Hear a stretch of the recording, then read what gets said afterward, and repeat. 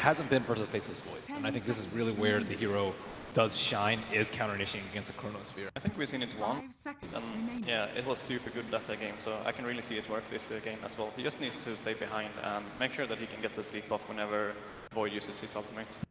And Faceless Void we've seen run in the 1 position, the hard carry position for several teams. Do you think that this is more of how he's balanced around, or do you think that he's still a perfectly capable offlaner in the current meta? I saw Empire Resolution played. I think that Void can be one of the hardest carries in the game in the late game due to his bash mechanics and his large agility game.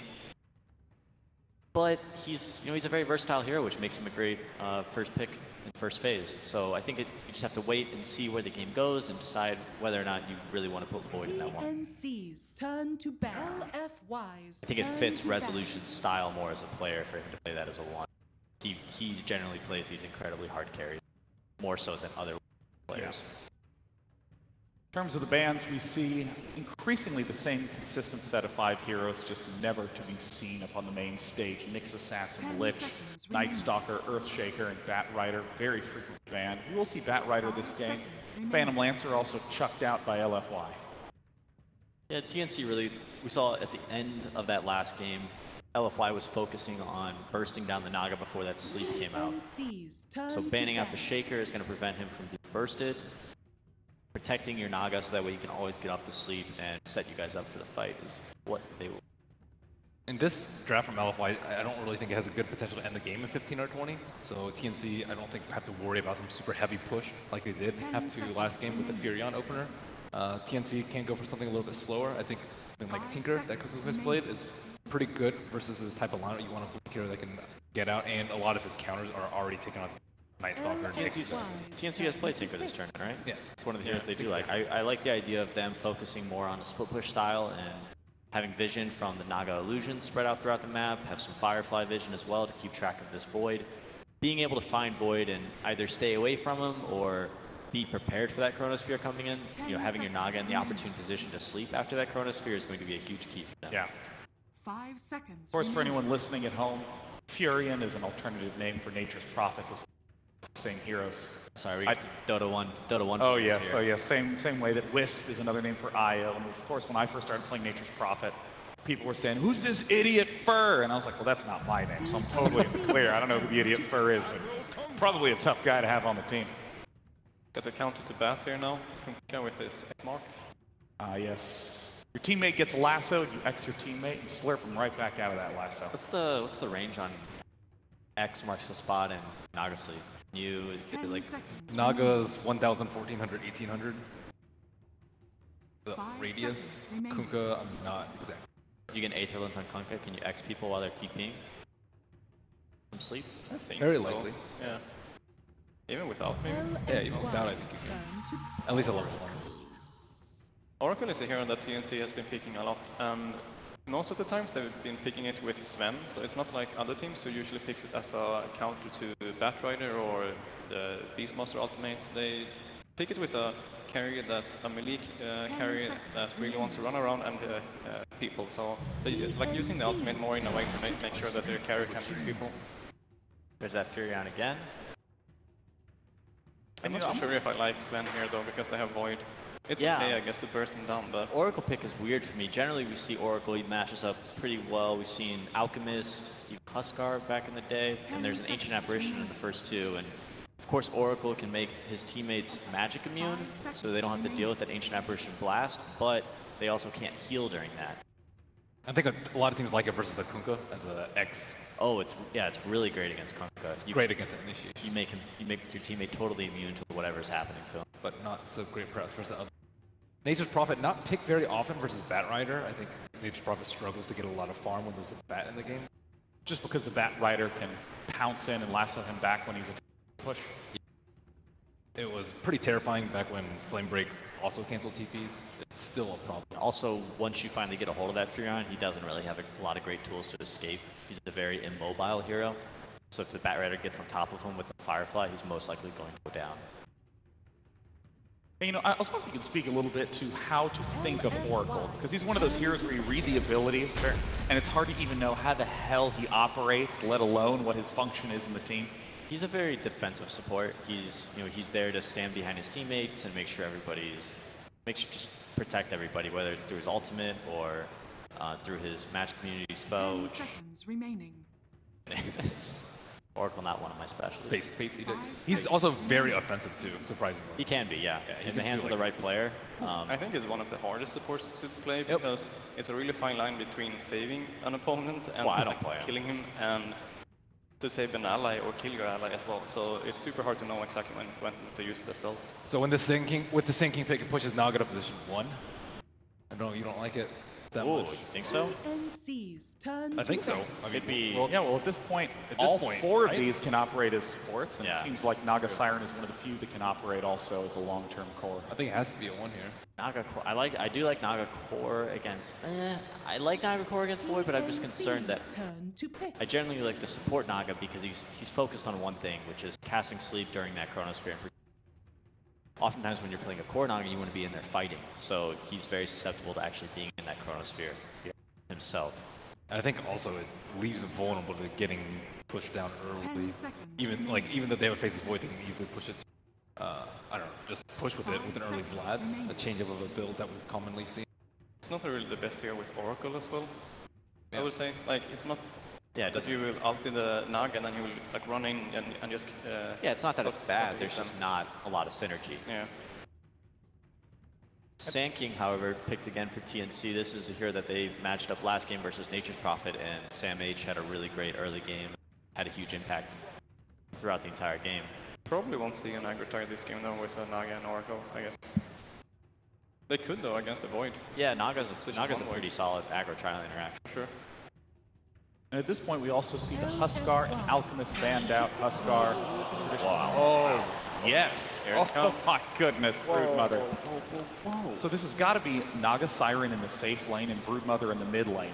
So there's going to be just a lot of pushing from TNC to give space to Naga until Naga can come online. Yeah, we'll probably aggro try, as we spoke a little bit about with Naga against the Void, because they again have the Sanking against the Nature's Prophet, which really worked well the last game. So is it going to be support bad or support? Oh, that's Oracle sinking, I think. Oracle sinking okay, supports. so then maybe Naga mid, perhaps. Well, they have to come up with a superhero really quickly. They can deal with Broodmother. The old counter was Bristleback. Axe. Sounds like a superhero. Tidehunter. Well, we've seen Broodmother played in mid lane from Matumba Man previously in the tournament and just stomped almost every matchup. I like Tidehunter, man. I'm not a big fan of Tidehunter at all, but it could work with Bristleback. Bristleback. He lanes really well. I guess the Brood can go offlane as well, yeah, because the Void is very bad against it. Cuckoo is taking it though, so it's gonna be mid, right? Yeah. Wow, and super mid on Bristleback. An interesting lineup.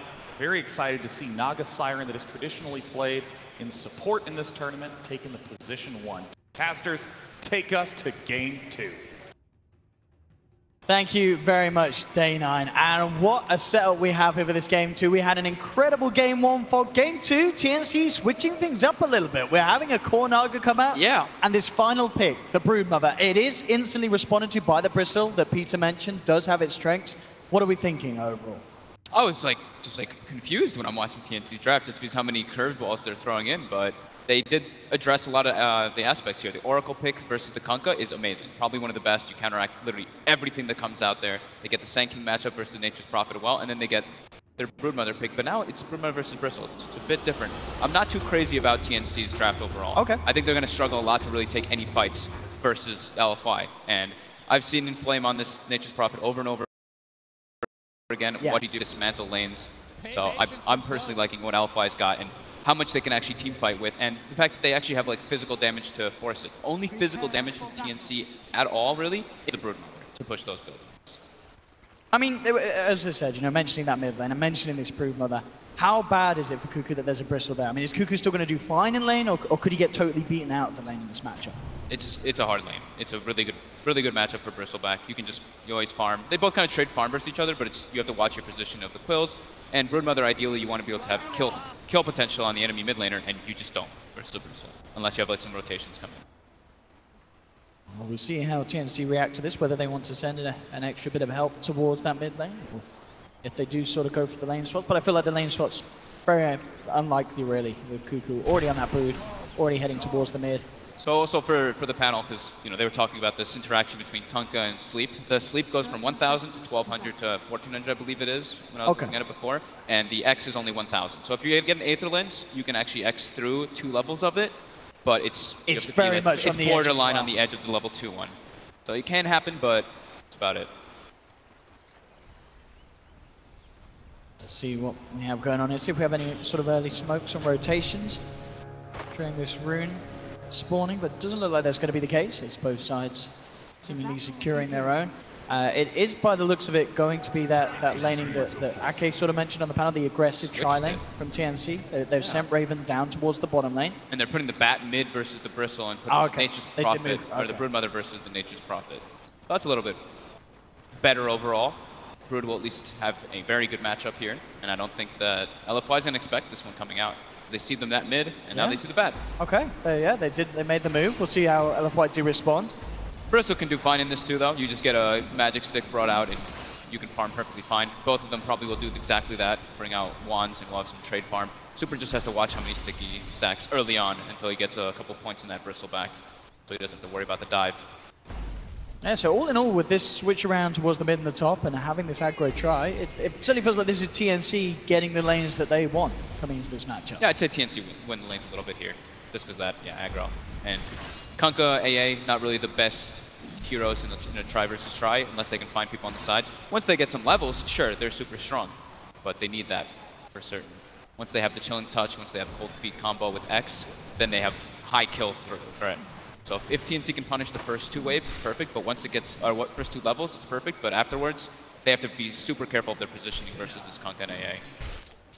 Lots of damage coming out from the AA Chilling Touch. Yeah, and a stray Torrent setting up for the Cold Feet to kick in could certainly result in a kill.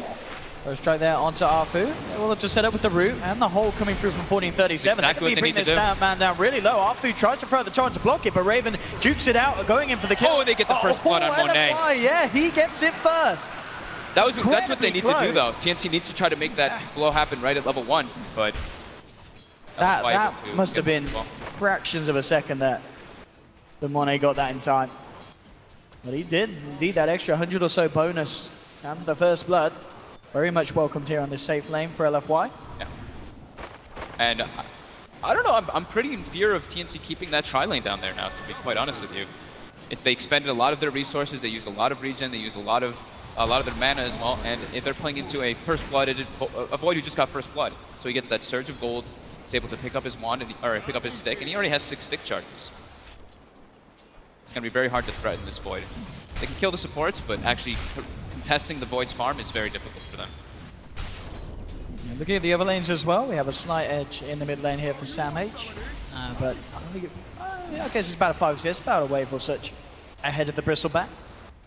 So making use of this slightly favoured advantage, but as you say, the wand is out onto Super, has 10 stick charges.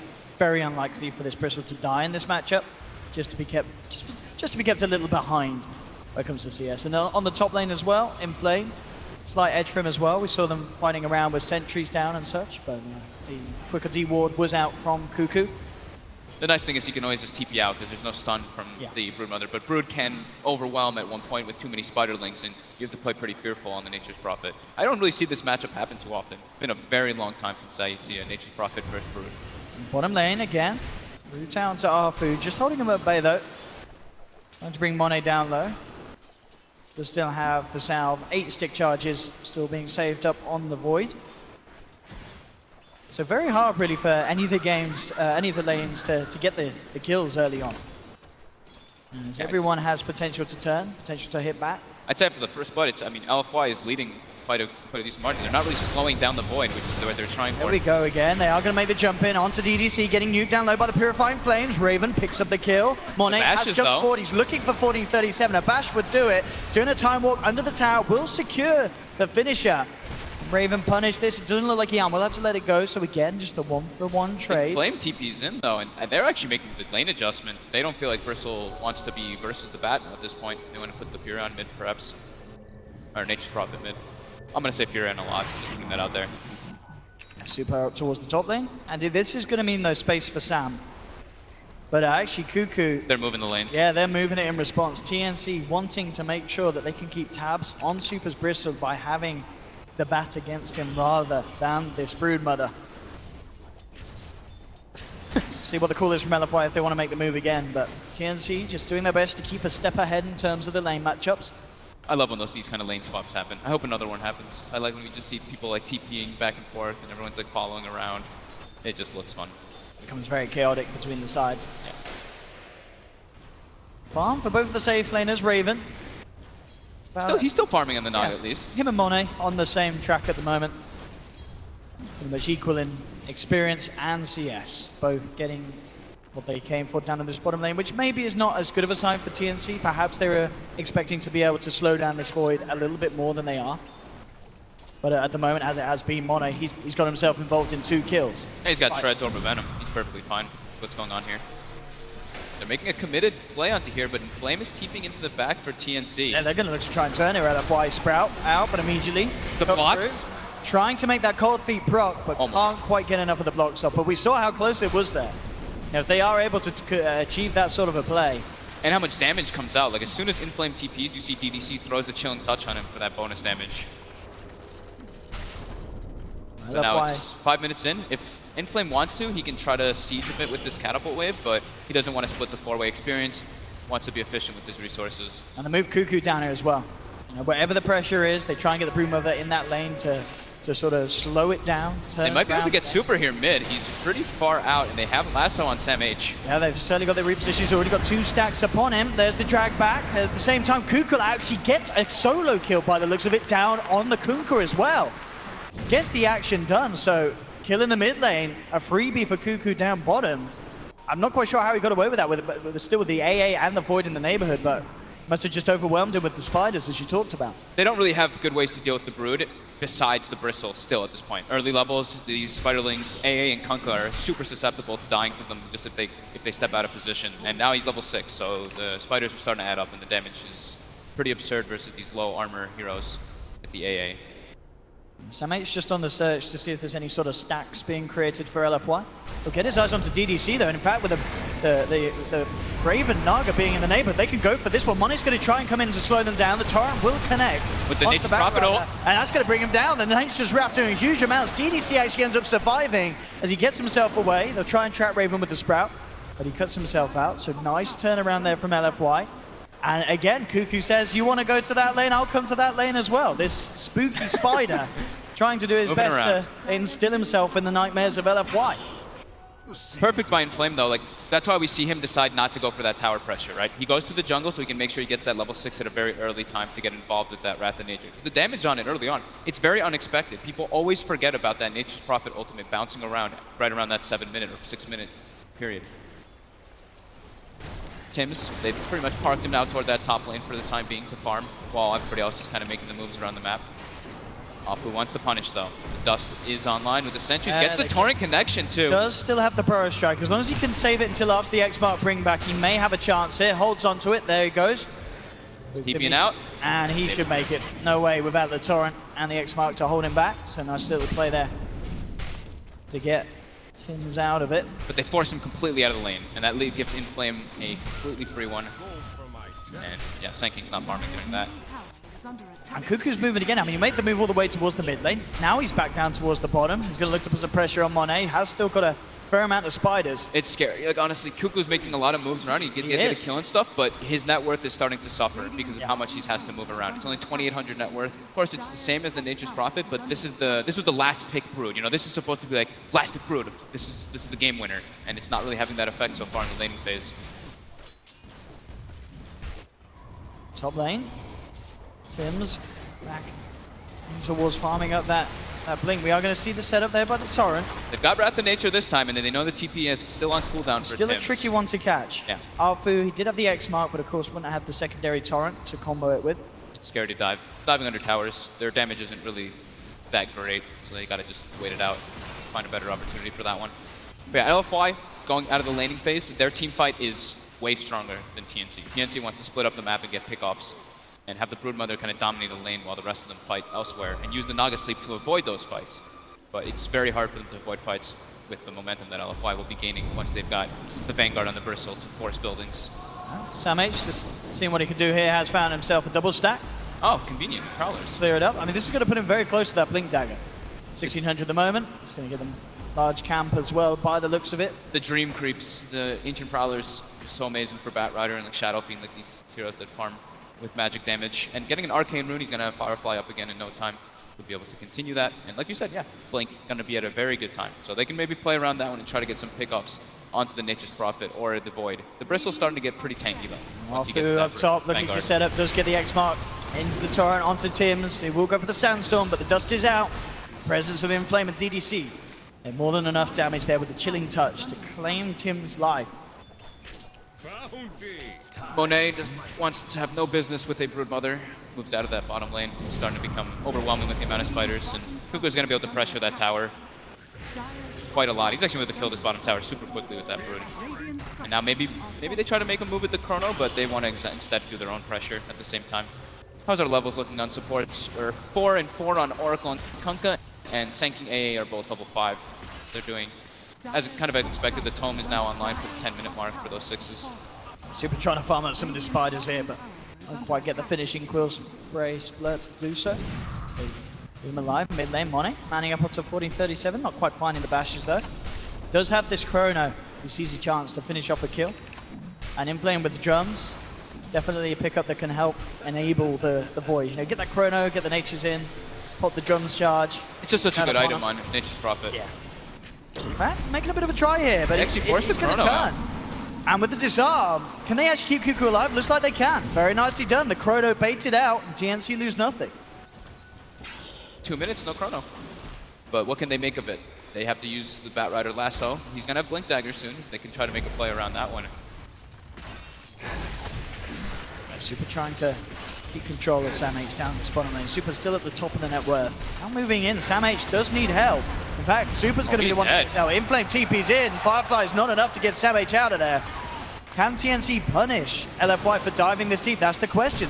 Bristle's very tanky. He's with this Vanguard and with this cloak. He's not an easy takedown, and he's got the presence of Arfu. They're making their way back out. 1437's there, but LFY, they have the numbers. They're just going to look towards the Oracle, try and make a go. He has got the Shrine Heal. Raven coming in with the sleep. But TNC, can they really actually do this? They've got to sleep and get out. They cannot fight LFY around this Bristle, around this point. Indeed, they just have to leave it be, and if anything, potentially let LFY take this tower. They've got Sam H coming back in. We'll see if they can do anything about this, get some sort of a grab. They have the root onto the Bristle. He's the hardest target to go on. They are going to try and make They've got the X as they drag back, but indeed, Arfu breaks it with the X, meaning the Tim's epicenter not quite in range. Now they get back in, but Tim, Quills. Oh, he's no. going to pop. This is Bristleback getting to his full potential. The false promise. Beautiful, but Very nicely done by 1437, and with the heal, that should be enough to keep Tim's alive. Very clutch save there from the Oracle. They do bring down Super, that big old kill. That's given the money for Sam to finish off the Blink Dagger. Very nicely done there. Defending that tower too, that early tier 1. Maybe see if they can get anything straight off the back of it. Looking towards Arfu, but see. Oh, DDC, got a bit of a spider problem. Oh, the Centaur stun. Hits Kuku. Trying to help out DDC. Tim's there as well. Maybe they can look to try and catching out Mono in the mid lane. He is in the webs. They have a lot of burst. They are going to try and close it in. At the same time, bottom lane Sama, he did get the kill on Arfu, so they get the kill top. They get the pick off bottom. Now Super, sort of on his own here. He's stuck at the Firefly. Same time, a lot of Quill Spray stacks building up onto the members of TNC, so they have to be careful. Raven will hold back the Bristle with the net. And he will continue to be chased. I mean, Super knows that there's no Shrine here, as it's already been used. He's going to dive in for this one. He's straight committing. Inflame's still not TPing in, 3 Quill Spray stacks on Raven. I don't know, can 1437 save this? He hasn't quite got False Promise, I don't think. He's got the Fate's Edict of the Purifying Flames, trying to heal him back up. And maybe Super's now overstepped the mark. He gets Flame broken back. Stick charges are used. Purifying Flames, you can him down low. But 1437 didn't quite have the mana to purge it back off. So Super's only going to get healed up from this. Kuku coming in with the rotation. The boat in onto the spiders is not going to connect. Monet does find the Chrono onto Kuku. The bash there as well. They'll bring down Brood as well. Those are huge kills there. Super just with no fear whatsoever. He knows his team is going to be coming for the backup eventually. And this is the problem we're talking about. This Bristleback with the Vanguard building toward the hood as well to deal with that heavy magic damage that TNC does have. And then after that, there is really limited chances for them to be able to kill this Bristle. Yeah, the damage certainly lacking from TNC at this stage of the game in comparison to what you need to have a chance of bringing down a Bristle. The side, Tims playing around with DDC. LFY relatively low. DDC may just get taken down here, in fact. He's going to probe back an Ice Blast. But the Sun actually goes up the mark. He misses the Poro Strike, and for that, Tims is paying with his life. The cold feet kicks in. DDC is the one to take the kill. And they want to keep going. They're looking for the blind torrent, won't quite get it. Jump forward for Samich with the lasso into the Purifying Flames. They get Arfu in return. But now, Super, he's got a hook complete.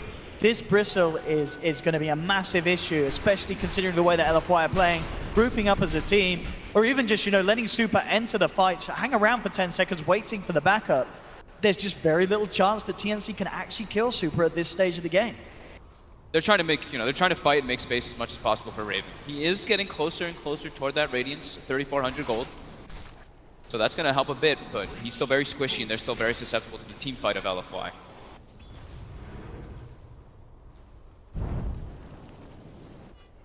Seen the build as well from Cuckoo this game is the he's going to phase straight into the Solar Crest rush. That's the build we saw Matu doing, yeah. Just the sheer damage that you can do with the Spiderlings. You can not only increase your farm rate, it gives you mana regen. It's just a really good item choice. Absolutely. If he gets himself on either Arfu or TDC, very little they can do to keep him alive. I mean, we're going to see him make a bit of a go now. Just ready with the Medallion and the Spiders, bringing Arfu down very quickly. Reluctant to commit, though. Yeah, a little scared about fighting around this tier 1 tower towards the mid lane. At the moment, members of LFY closer towards that top tier 2. Trying to see if they can get the push on there, Monet. So the timing is going to be on the chrono. Yes, back just up in 3 seconds. So they want to try and do something with this Faceless Void. As the Mask of Madness, the build from him by the looks of it, going to be straight into the Maelstrom. And then the Lincoln Sphere. And they'll go for this here. Pushing in on the top lane. Again, another very tricky hold for TNC to even try and attempt against this Chronosphere. So by the looks of it, they will just let it go. But this is scary now. LFY 16 minutes in, really getting some traction, taking these objectives. And TNC not finding towers in return. Definitely the biggest trade-off being the fact they gained farm. Oh, they actually... For the Naga. Now, yeah, Arfu whipping the combo there. Looks like he went for the blind torrent boat. Didn't quite have the X-Mark backup to make the play in terms of control. But yeah, this is the thing. TNC all in all, the trade is that they are getting this farm on Raven. He has got that relic. He's halfway through the recipe gold. They're going to make an attempt on Super, but I don't know if they get away with this. They're going in with the they cannot kill this man. Backup is there now in the form of Arfu in Flame, and they're just going to look to turn. The dust is out onto Tims. He's sprouted up. Can't get himself out of this one. He's got the Poro Strike. Super continuing to move forward. A couple of Quill Sprays will do it. Oh, just the one actually. Super bursts him down.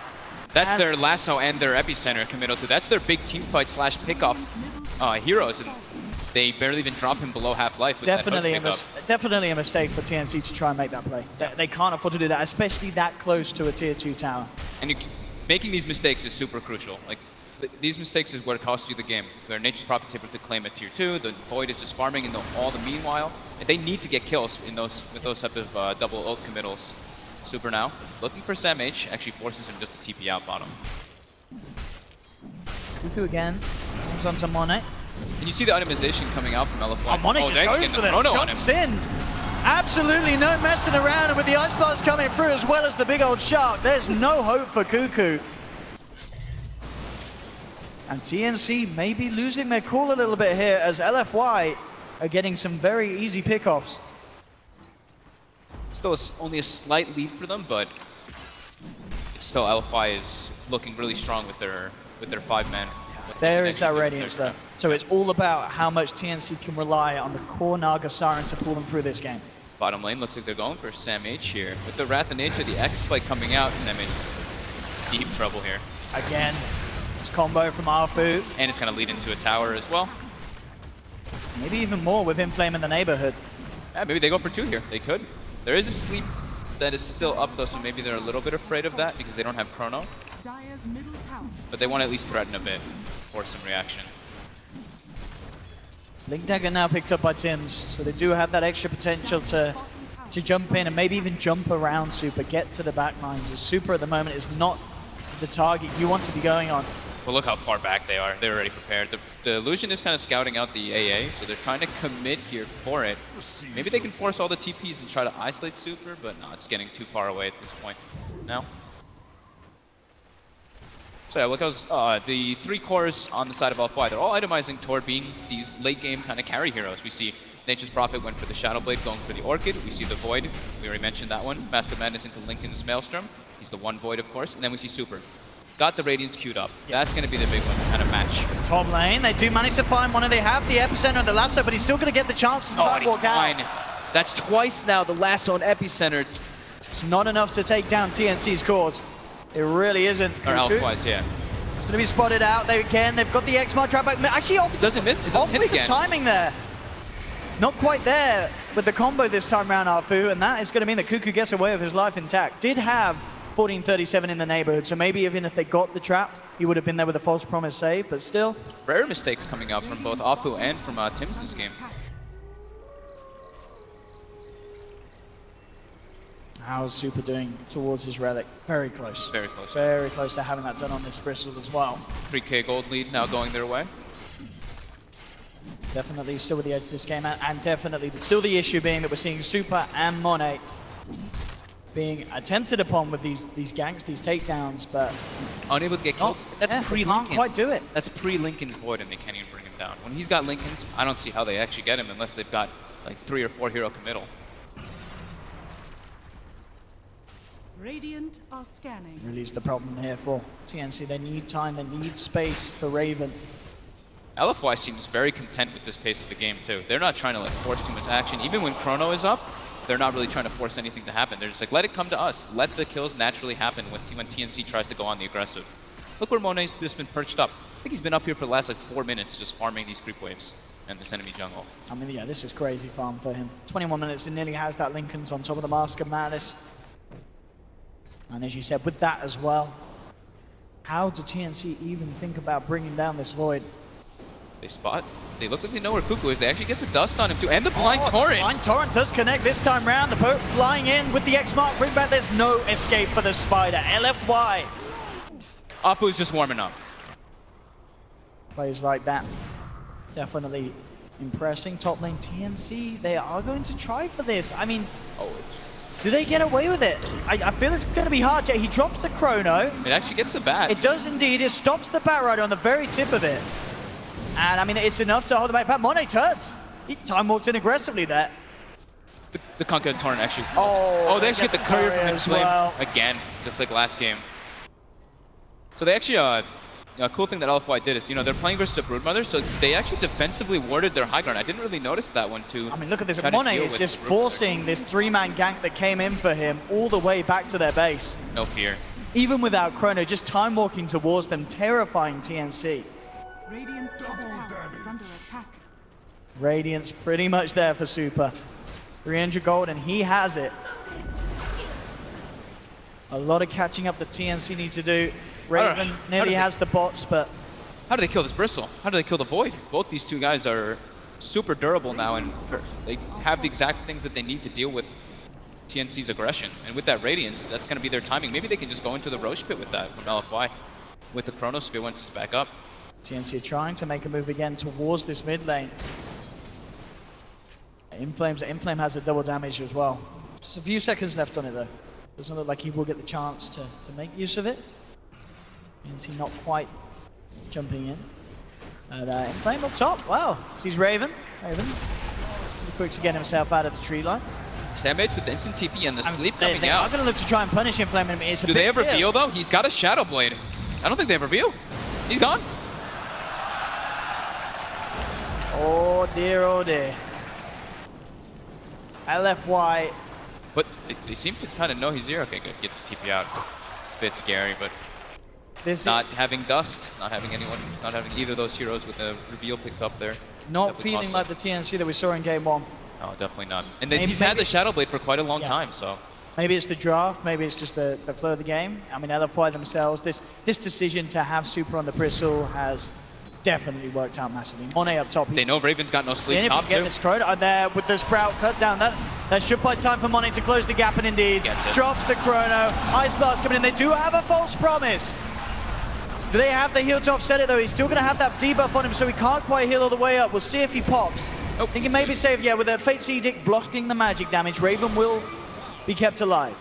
So they do manage to protect their Naga, which is, you know, TNC have to do everything in their power to make sure that Raven doesn't get bullied now, as he really is their only hope of having this strong core that can take them to the later portions of the game. Looking for the Torrent again. He gets the dust off now, and Kuku looks to be in a lot of trouble. The X-Mark into the boat. LFY, Monet, Super, Inflame surrounding the Spider, taking another down. 5k gold lead now for LFY. TNC are smoked up. They were looking to try to get on the aggressive play here instantly when the Chrono was down, but just slightly too late. They're trying to position now around Raven, but in goes LFY into that Roche pit, and there is no way that the TNC can contest this one. They are drawing the lines though, but it's going to die way too fast. It's completed Orchid on Inflame as well. And indeed, the Roshan's going to be gone. LFY claim the Aegis into the hands of Super. I mean, we've already seen how they struggled to kill him once. Killing him twice, definitely an impossible affair that TNC are going to be forced to try and tackle somehow once LFY start pushing down the lanes. LFY plays super well around the Nature's Prophet. Just the way that he split pushes and always helps them like take fights on their own accord. It's amazing. Like they always have 2 lanes pretty much pushed in, even though TNC does have good ways to kind of react for it. They have good heroes to kind of force the lanes out with the Naga and with the Sanking, but every time Sanking shows, they know that the gank's not happening, and then Inflame just goes back top and just continues that push up. So it's really hard for TNC to find those opportunities, and also they can't group up either because of the nature of their lineup. They have a Broodmother, they have a Naga Siren. They can't team fight versus LFY. They need to find number advantages in those instances. Now making this long smoke movement up towards the top lane, trying to catch off Inflame. So if they get away with this, I mean, he's still got the Shadow Blade. Of course, can still TP his way out. They are getting close. Inflame is sticking around. They've got reveal They this have time. got the reveal this time indeed. Jump forward with the dust, lasso. They'll hold him back. That's a very, very much needed kill here for TNC as they finally catch out the Nature's Prophet. Heavy committal though. They commit 3 heroes up there with the smoke, and in the meanwhile, Bristleback's farming bottom, Void's farming mid, and speaking of which, LFY are also smoked up, looking for a play. We do have the Aether Lens as well picked up on Afu, so he does have that extra cast range for his spells. So he can cast the Torrent and the X. The Torrent, you can actually cancel majority of the... Oh, Kuku, he is going to walk into the 3 of them there. He do have the detections, they dust him up, and with the freeze connect, they will come with the Burrow Strike, but indeed the Lincoln Sphere blocking the Burrow Strike. Monet will survive and still be able to get the kill. They're Now gonna lose a second.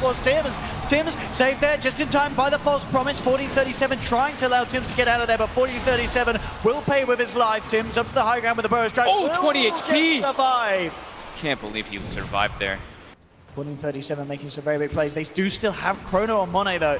This is LFY killing 2, forcing these ultimates out, and still having potential to move in for more. Straight down to the bottom lane, they'll claim the tier 2. He held the Chrono, that's the important thing, the whole time. When they did have it. Still got it. If they find a chance to use it, I mean, still not too many reasons for LFY to hold back too much with this sort of pace that they're staying. Even still working his way towards the Manta style. I mean, all things said, you know, considering the pressure that LFY put on, Raven's still doing a great job in terms of mining the farm. You know, it's up there, we're pretty much on par with the cause, other than Super, who really is starting to break ahead, of course, with his own ratings. But Raven, he's not getting totally shut down. The thing is that ideally when you're playing like this, oh, they actually able to find 1437 out of the base. Oh, there's any saving here. Monet's there. If anyone comes in with backup, he's got the Chrono to spare, and he doesn't need it yet again. Just finding these pickoffs. Such far range for them to find that catch with that Aether Lens Kunkka. Still with that Aegis, they very well maybe looking to go Tiger again. Another catch from Afu. X-Marked onto Sam. Just managed to force himself away from the Ice Blast. Super doesn't care. Diving in deep. And the Chrono. Drops the Chrono onto Raven. They've caught the Naga. Burrow Strike comes in from Tims, trying to hold them back, but Raven's down and for Tim's 50 seconds. Diving in deep. Raven will buy back, but TNC losing hero after hero. Kuku comes in with his BKB. Trying to see if he can bring anyone down in return. 1437 is on his way back, but they're sticking around. They are getting rather low, Afu and Super. Afu turns straight towards the Oracle, cuts him down with his blade. Sleeps there from Raven. But of course, Super still has that Aegis. He may be low, but there's, by the looks of it, no chance they can even kill him down. Kuku's just turned upon. That might just be it here. TNC losing 4, none of them with buyback available. We'll see if they hold on here for one more attempt. They are fairly short death timers. They're just too incredibly durable, and the catch range from Afu is just way too far. They're able to chase always, and with this frontline Bristleback who just doesn't care because he has the lifesteal as well as Radiance, Hood, Vanguard, they're able to siege. First racks down, going for the secondary one. 30 seconds until Broodmother. Oh, look at this. Afu goes back to base. Is the Mango delivery service he's picked up to. Has he got them still in his stash? I definitely saw him pick up a couple. He used them right away to be. Oh, he used them himself. Okay, no mangoes for anyone else. Just for him. But yeah, keeping himself topped up immediately, making sure they can stick around to finish the game. Ice Blast looking to connect onto Raven. False Promise a little early, but just to make sure they can save it. Tims jumps in with the Epi. They do have the control of the ball. They bring Monet down. And Monet? That's a big kill, but Tims will pay with his life. Cuckoo's now back up. Samage trying to find DDC, but DDC has the hood. He can't even kill the AA. They will disarm the Bristle, but the Quill Spray stats continue to build up. They have managed to find AA. Cuckoo manning up towards Inflame. Doesn't quite get him as Inflame goes for the BKB TP out, turning his attention now towards Afu. With the Solar Crest, they do have enough damage to find the Kunkka. So TNC do get kills, but again, it's costing them so much. They lose 3 heroes themselves. They keep the bottom melee racks alive. Naga dieback. Yep. But they do keep them, at least they keep the melee racks alive, buddy. They're still in the game, but only just. And it really is, you know, LFY definitely with the sensation that they have to just rinse and repeat that push once more and go for it. Yeah, TNC are in the game, but by most means are quite out of it. They can try to still keep on taking the fights, try to push these 2 side lanes out, but that five man, when LFY groups up and starts that ball up, it's just no way for TNC to really respond when all their ultimates are up. Monet now, Chronosphere is going to be up when he's alive. And that was everything. That was like the perfect scenario for TNC to get that jump. It's like Monet was like a little bit low on life, they break the Lincolns, and then they get the lasso epicenter, perfect follow-up with Cuckoo in the back lines. That's like perfect case scenarios. Now they're LFY will declaim some shrines, reset themselves, and continue that aggression. Oh, and Cuckoo is being hunted. Do they have the catch to get him? Dust is out upon him. He does have the BKB, will pop it straight away. No messing. Knows that he can't afford to be caught out outside the base as he'll head his way back up to the high ground. Same time up top, they've actually found Inflame, but he's immediately BKBs, TP's out. And that was the lasso committal. Now Samage could be in trouble. They look for the blind torrent. Samage will be able to force himself back to safety, and with the blink just out of range of the Shiva's guard, will get himself back home. See, keeping everyone alive.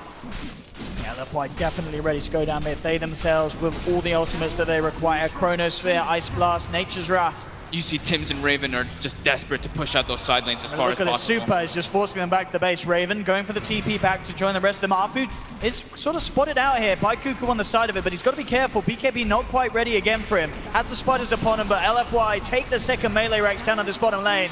And they're jumping forward. Chrono at the ready. They'll look for the courier. They do get it. No, they don't. The courier's alive. Oh, the courier lives. Monet comes in with a chrono onto Cuckoo. Cuckoo is saved just in time by 1437 with a false promise. They have the song trying to get the spider out of there. It will work for now, but it looks like 1437 is going to pay off his life. He has the Glimmer Cape, but Super's got the vision with the sentry down on the floor. Moves in, takes down the Oracle. TNC being forced back. Raven trying to hold Super away from TNC.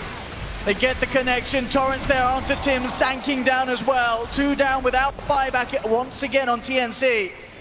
They're going for that last racks now. They can get DDC. Cuckoo turning towards him. Solar Crest down. Imposter BKB really wants this AA kill. Will get it. It is 1 down, but at the same time, Raven going for the TP out. He's actually going to make it back to base by the looks of it. They've got the lasso onto the Cuckoo, but the damage is too much for Super. The Quill Spray is building up. Cuckoo down as well. GG is cool. And it looks like LFY were only warming up in game 1. Game 2, a very, very convincing victory there for the side of LGD Forever Young. 28-15, 33 minutes in 22k net worth lead. And with the draft and the start to this game that TNC had, there never really was any hope of them bringing it back. Yep, that's like pretty much what it was. LFY had just a super strong draft to deal with what TNC had. We've seen Naga carry a few times. Sometimes it's worked, sometimes it hasn't. It's definitely a little bit on the weaker side. You have to have a lot of way to make space for it. They also picked the Oracle a bit early without like some direct counter. It was great versus the Kunkka, but that's kind of it. The Chronosphere just was way too much of a problem. And Inflame on the Nature's Prophet. Absolutely. I think this is something you guys have to start banning versus these guys. It really has got to be thought about in the first phase of drafting. It really does seem. And Super as well. Turning up, and this is a guy that everyone says, oh, he plays Dragon Knight, plays Death Prophet. Turning up, game 1, pulls out an incredible puck performance. Gets the Bristle back, and again, and blows us away. Absolutely star-studded game for them all. I just love how well they work with the Wrath of Nature. That's the big thing for me. It's like as soon as he hits level 6, they're always just already running at somebody, making that aggression happen. They always get like 1 or 2 kills as soon as Furion hits 6. So I would say that hero might be one of the ones to look out for LFY for future teams that are playing up against them. Absolutely. LFY able to therefore continue their run here.